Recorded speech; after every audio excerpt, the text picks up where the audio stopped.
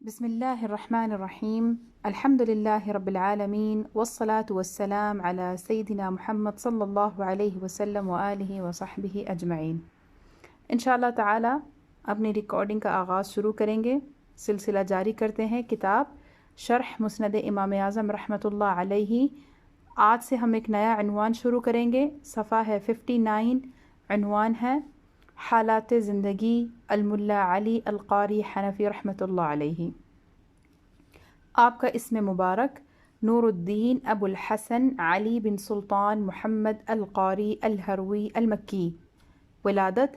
آپ کی ولادت کے بارے میں اکثر سیرت نگار خاموش ہیں، کسی نے کوئی تاریخ نہیں بتائی، لیکن آپ افغانستان کے ایک شہر ہرات میں پیدا ہوئے. تاریخ وفات 1014 ہجری بمطابق 1606 سن عیسوی. اقامت مکہ مکرمہ. آپ کا مسلک اہل السنہ والجماعہ ماتریدیہ اشعریہ صوفیہ. المذہب حنفی. کنیت ابو الحسن، لقب نور الدین. حاشیہ میں ذکر ہے کتاب منح الروض الازہر فی شرح الفقہ الاکبر تألیف الملا علی القاری ومعه التعلیق الميسر على شرح الفقه الأكبر تألیف الشیخ وهبی سلیمان غاوجی الناشر دار البشائر الإسلامية الطبعة الأولى 1998 سن عیسوی. صفحہ نمبر 15. ذریعہ معاش. كان زاهدا في الدنيا بعيدا عن الحكام ومجالسهم حاملا على أهل البدع والضلالات في مكة المكرمة محل إقامته، وكان تعلم الخط العربي حتى برز فيه فكان مورد رزقه. مصحفان يكتبهما في كل عام، ويزين المصحف بعض القراءات وهو من القراء، فيبيع المصحفين أما أحدهما فيتقوت بثمنه طوال عامه، وأما الثاني فيتصدق بثمنه، وكان ذلك يكفيه، إذ كان يعيش بلا زوجة ولا جارية ولا ولد ولا أهل. قال الشيخ محمد عبد الحليم النعماني: ظل الملا علي القاري قانعا بما يحصل من بيع كتبه، وغلب على حاله الزهد والعفاف والرضا بالكفاف، وكان قليل الاختلاط بغيره كثير العبادة والتقوى شديد الإقبال على عالم السر والنجوى جل جلالہ. ترجمہ. علامہ ملا علی قاری علیہ الرحمہ دنیا میں زاہد تھے اور حکمرانوں اور ان کی مجالس سے دور رہتے تھے. آپ نے مکہ مکرمہ، جو کہ آپ کا جائے اقامت ہے، اہل بدعت کے خلاف قلم بلند رکھا. آپ عربی رسم الخط میں ماہر تھے اور ہر سال 2 قرآن مجید کے نسخے تیار فرماتے اور ایک اجل قاری ہونے کی حیثیت سے ان نسخوں کو قرأت کے ساتھ مزین کرتے، پھر ان کو بیچتے اور ایک کی قیمت کے ساتھ سارے سال کا خرچہ چلاتے اور دوسرے کی قیمت کو صدقہ فرما دیتے، اور یہ رقم آپ کو کافی ہوتی کیونکہ نہ آپ کی زوجہ تھی، نہ کنیز، نہ بچے اور نہ گھر والے. شیخ عبد الحلیم نعمانی فرماتے ہیں کہ ملا علی قاری علیہ الرحمہ کو اپنی کتابت سے جو حاصل ہوتا اس پر قناعت کرتے ہوئے زندگی گزاری، اور آپ کی حیات مبارک میں زہد، پاک دامنی وغیرہ غالب تھی. آپ کسی سے بہت کم ملتے تھے، اکثر عبادت تقوی میں رہتے تھے اور اللہ تعالیٰ کے رازدار عالم دین کا بہت اکرام فرماتے تھے. حاشیہ میں ذکر ہے کتاب الازہر فی شرح الفقہ الاکبر تألیف الملا علی القاری ومعه التعلیق الميسر على شرح الفقہ الاکبر تألیف الشیخ وهبی سلیمان غاوجی الناشر دار البشائر الإسلامية الطبعة الأولى 1998 سنہ عیسوی. صفحہ نمبر 16 17. البضاعة المزجاة. صفحہ نمبر 30.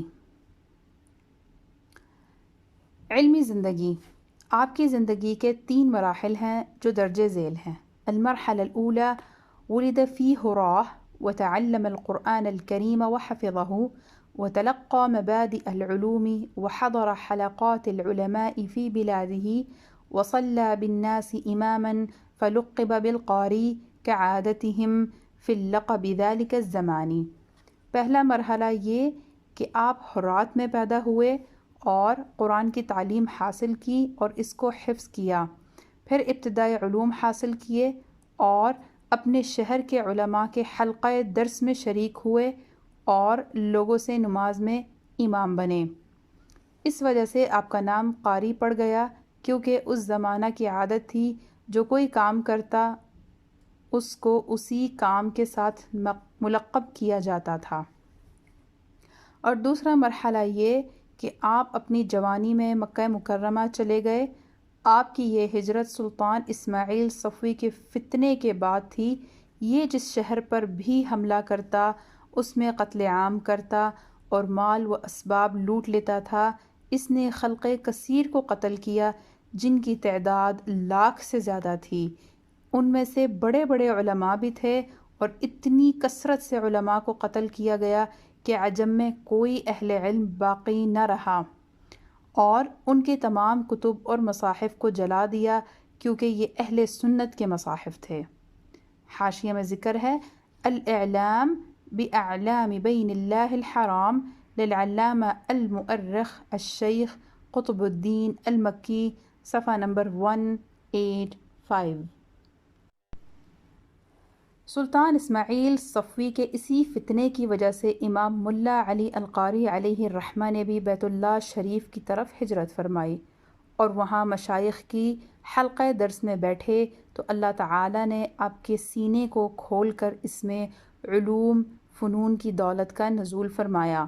آپ کو جب بھی دیکھا جاتا یا آپ کے پاس کوئی کتاب ہوتی یا آپ کسی استاد کے سامنے بیٹھے ہوتے اور 973 ہجری سے لے کر 1003 ہجری تک، یعنی سن 973 ہجری سے لے کر 1003 ہجری تک آپ کی یہی حالت رہی، یعنی آپ علم کی طلب میں لگے رہے۔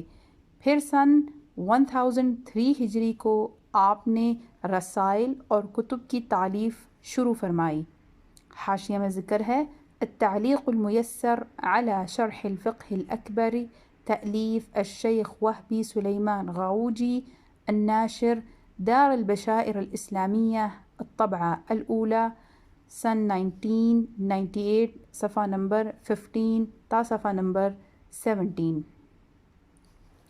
آپ کی زندگی کا تیسرا مرحلہ یہ تھا کہ آپ نے کتب کی تصنیف شروع فرمائی تو آپ نے سن 1003 ہجری سے لے کر 1014 ہجری تک کے قلیل عرصہ میں 149 سے زائد کتب اور رسائل لکھے۔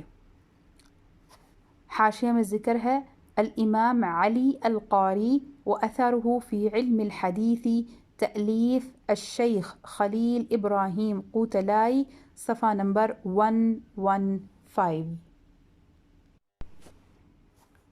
حق بات کی طرف رجوع۔ عربی عبارت ہے كان الإمام علي القاري رأى فترة أن والدي الرسول صلى الله عليه وسلم في النار، وكتب في هذا رسالة، لكنه رجع عن ذلك في شرحه للشفاء للقاضي عياض الذي انتهى منه سنة 1011 من الهجرة، أي قبل وفاته ب3 سنوات۔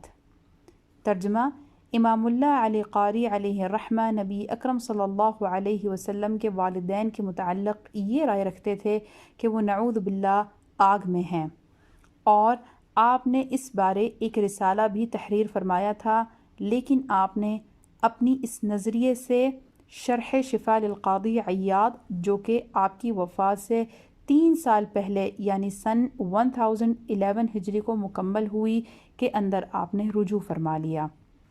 حاشیہ میں ذکر ہے کتاب منحر روض الازہر فی شرح الفقہ الاکبر، تألیف الملا علی القاری، ومعه التعلیق الميسر على شرح الفقه الأكبر، تألیف الشيخ وهبي سليمان غاوجي الناشر دار البشائر الإسلامية الطبعة الأولى 1998 سن عیسوی صفحہ نمبر 1819.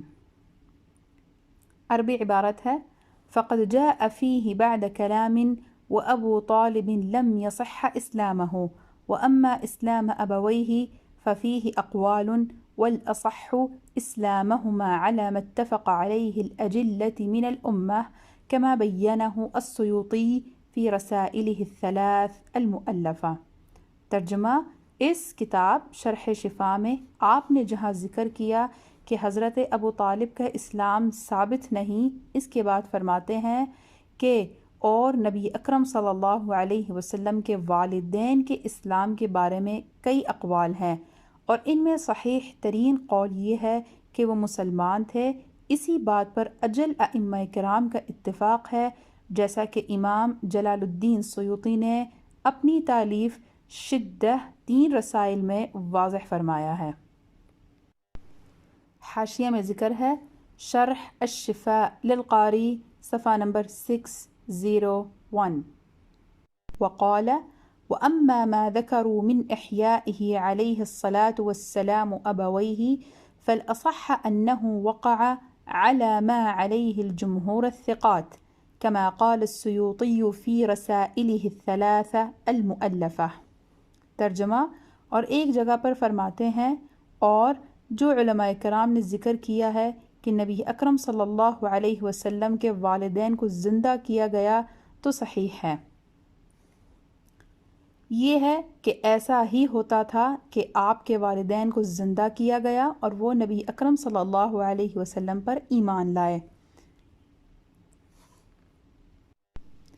اسی پر ثقہ جمہور قائم تھے اور اب بھی ہیں، جیسا کہ امام جلال الدین سیوطی علیہ الرحمہ نے اپنی تالیف شدہ 3 رسائل میں فرمایا ہے. حاشیہ میں ذکر ہے النہجہ الاصلاحیہ للشیخ مصطفیٰ الحمامی. آپ کے شیوخ: آپ نے بہت سے محققین سے اخذ فیض کیا جن میں 2 بہت نام اور مشہور ہیں. نمبر 1 ابو العباس احمد بن محمد بن علی ابن حجر البیہقی الشافعی المتوفى سنة 973 ہجری. نمبر 2 الشیخ علاء الدین علی بن حسام الدین الشہیر بالمتقی الہندی والمتوفى سنة 975 ہجری، صاحب کتاب اکنز العمال. حاشیہ میں ذکر ہے خلاصۃ الاثر 185، سمط النجوم العوالی 394، البدر الطالع 445، خلاصۃ الاثر 166، البدر الطالع 109.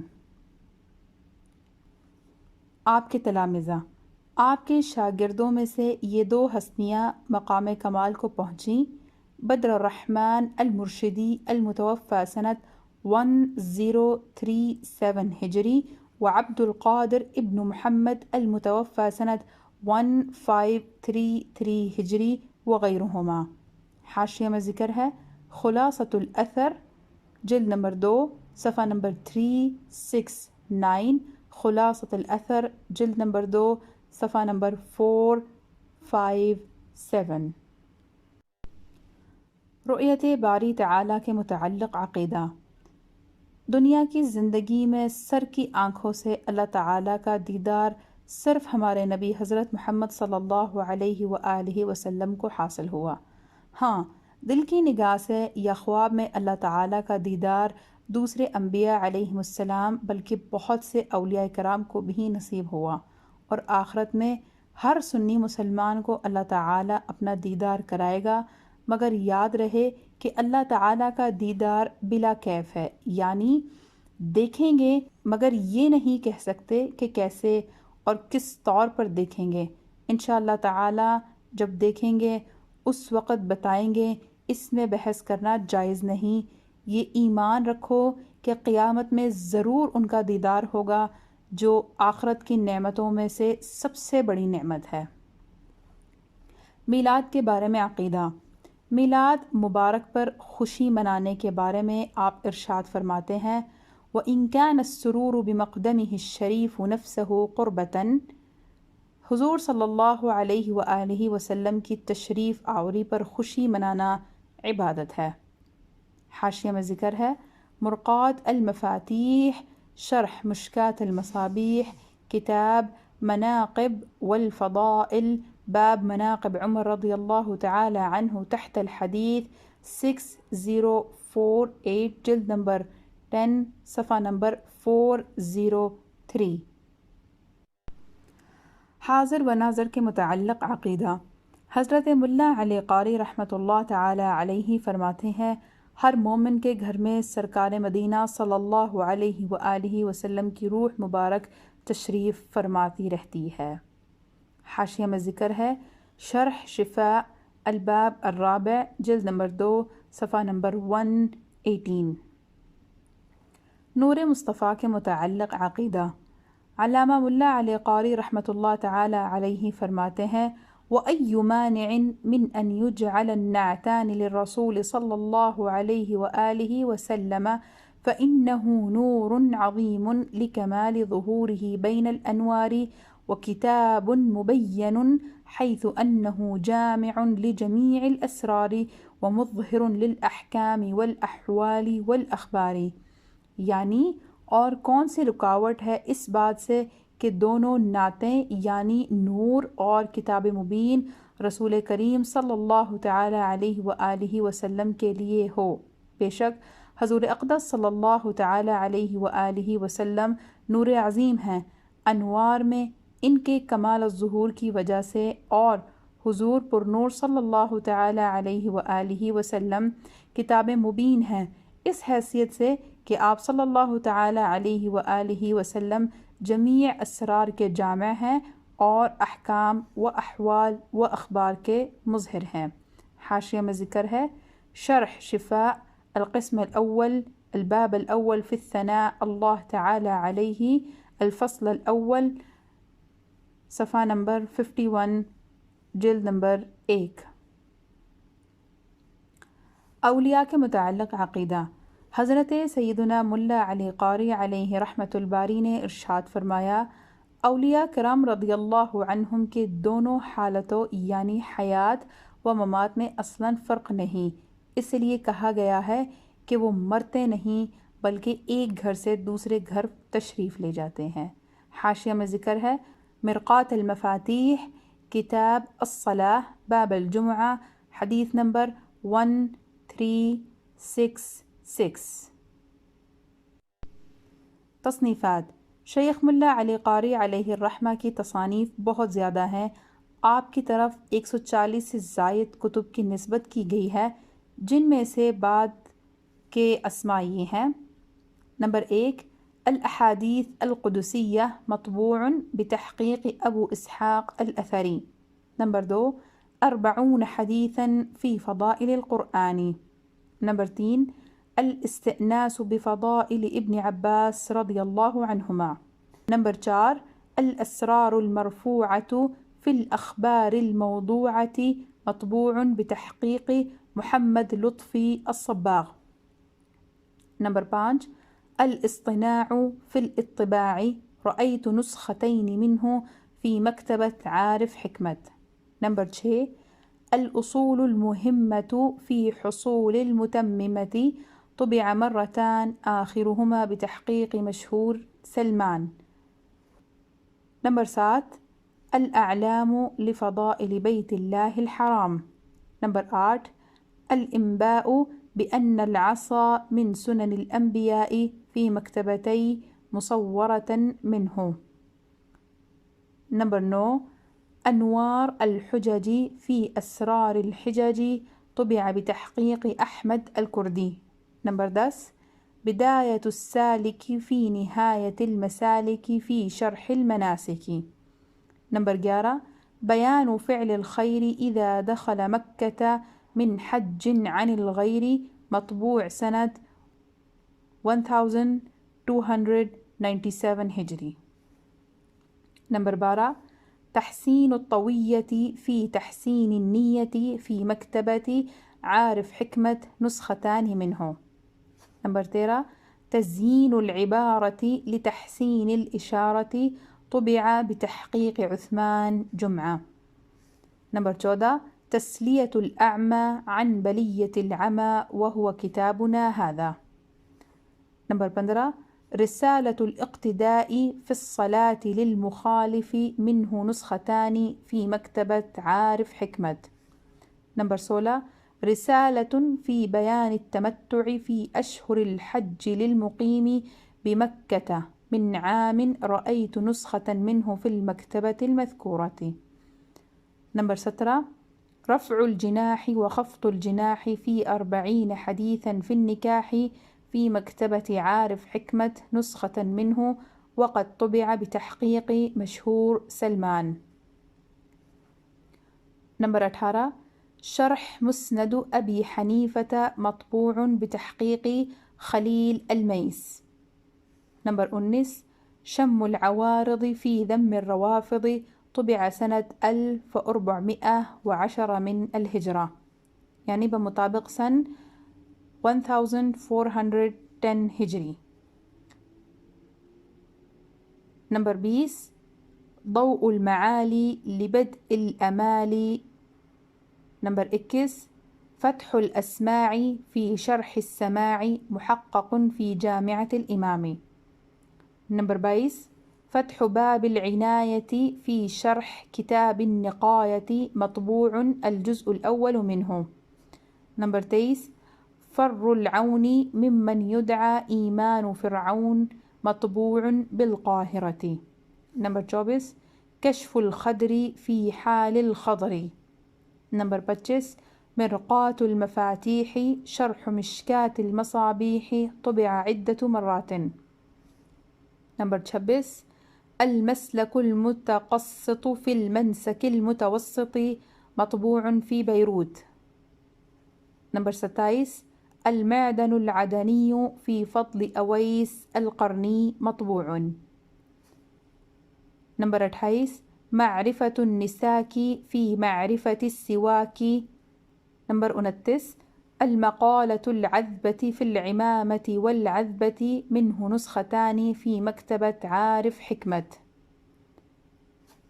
30 المنح الفكرية شرح المقدمة الجزرية طبع سنة 1308 من الهجرة، يعني 1308 سنة هجري.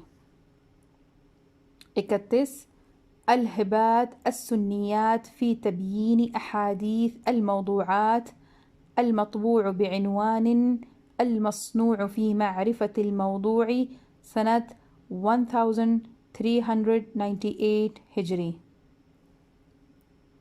32 الهيئة السنية العلية على أبيات الشاطبية. حاشية ما ذكرها انظر مؤلفاته في هدية العارفين صفحة نمبر 751 تا صفحة نمبر 753 مقدمة كتاب الأسرار المرفوعة ورسالة بعنوان الإمام علي القاري وأثره في علم الحديث لخليل إبراهيم منح الروض الأزهري في شرح الفقه الأكبر تأليف الملا علي القاري ومعه التعليق الميسر على شرح الفقه الأكبر تأليف الشيخ وهبي سليمان غوجي الناشر دار البشائر الإسلامية الطبعة الأولى سن إيسوي 1998 صفحة نمبر 17 and 18. اس کے علاوہ آپ نے ایک ایک موضوع پر کئی کتب تصنیف فرمائی، ان کی تفصیل درج ذیل ہے۔ التوحید 17 کتابیں، الفقہ 20 کتابیں، الفرائض 1 کتاب، القراءات والتجوید 5 کتابیں، الادعیہ والاذکار 3 کتابیں، اللغہ 3 کتابیں، مواعظ وکتب اخرى 21 کتابیں، اصول الفقہ 1 کتاب، المناسک 11 کتابیں، التفسیر 6 کتابیں، السیرۃ والشمائل 6 کتابیں، التراجم 5 کتابیں، النحو 6 کتابیں۔ ان کے علاوہ وہ رسائل جو آپ کی طرف منسوب ہیں ان کی تعداد 24 ہے۔ حاشیہ میں ذکر ہے انظر فی مؤلفات الامام علی القاری رسالة الشیخ عبد الرحمن بن القاضی محمد الشماع وعنوانها الملا علی القاری فہرس مؤلفاته وما کتب عنہ۔ وفات۔ آپ کے سیرت نگار آپ کی وفات کے بارے میں لکھتے ہیں کہ كانت وفاة الشيخ ملا علي القاري بمكة المكرمة سنة 1014 من الہجرہ یعنی 1014 سن ہجری فی شہر شوال وقد دفن بمقبرة المعلاہ رحمہ اللہ۔ حضرت شیخ ملا علی القاری علیہ الرحمہ کی وفات مکہ مکرمہ میں سن 1014 ہجری کو ہوئی اور آپ کو جنت المعلا کے قبرستان میں دفن کیا گیا۔ امام اللہ علی قاری حنفی علیہ الرحمہ کی سیرت بہت کم ملتی ہے، ہم کو جو میسر آیا ہم نے لکھ دیا۔ ابو الاحمد غفر لہ۔